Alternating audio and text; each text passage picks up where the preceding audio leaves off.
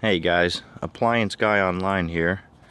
Today I am working on a Frigidaire stack washer and dryer unit.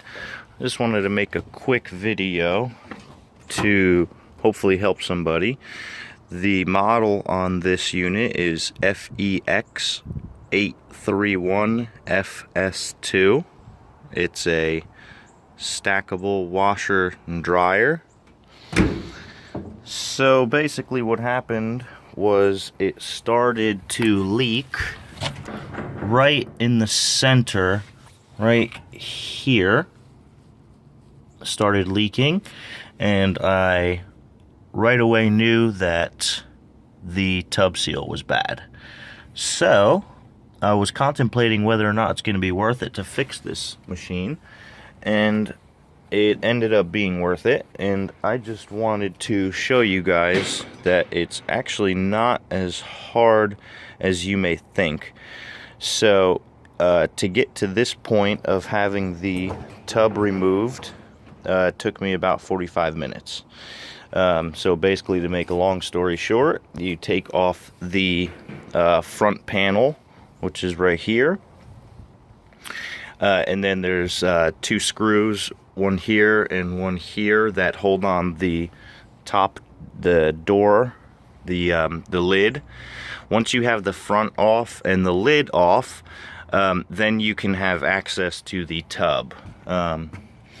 In order to take the inner tub out of the outer tub, you first, I believe this unscrews from the top of the transmission, and then you pull the agitator up. It just slides up once you take that off. And then once you have that off, you take the tub cap off, and there's little tabs here all the way around. You pop those off. This will come off. You kind of gotta work it out of there because it's kind of tight. Once you get that out,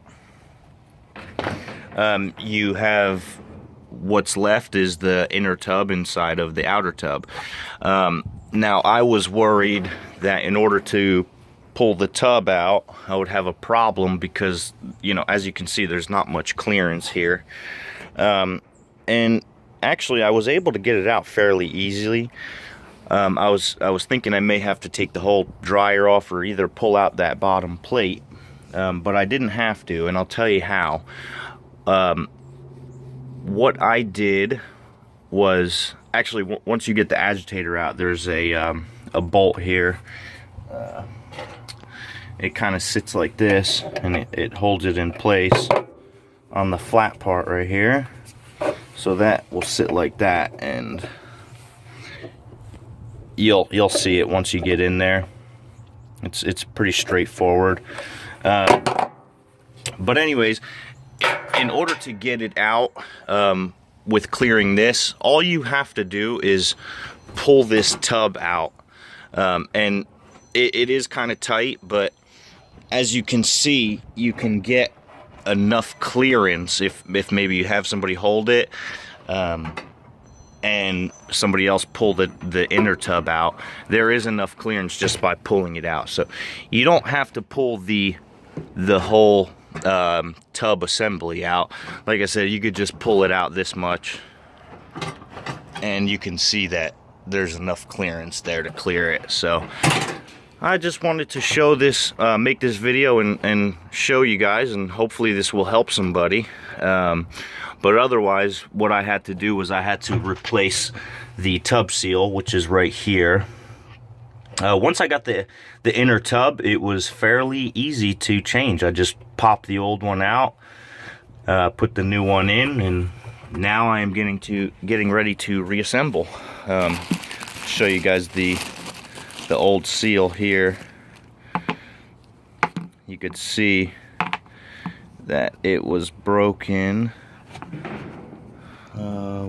Right here.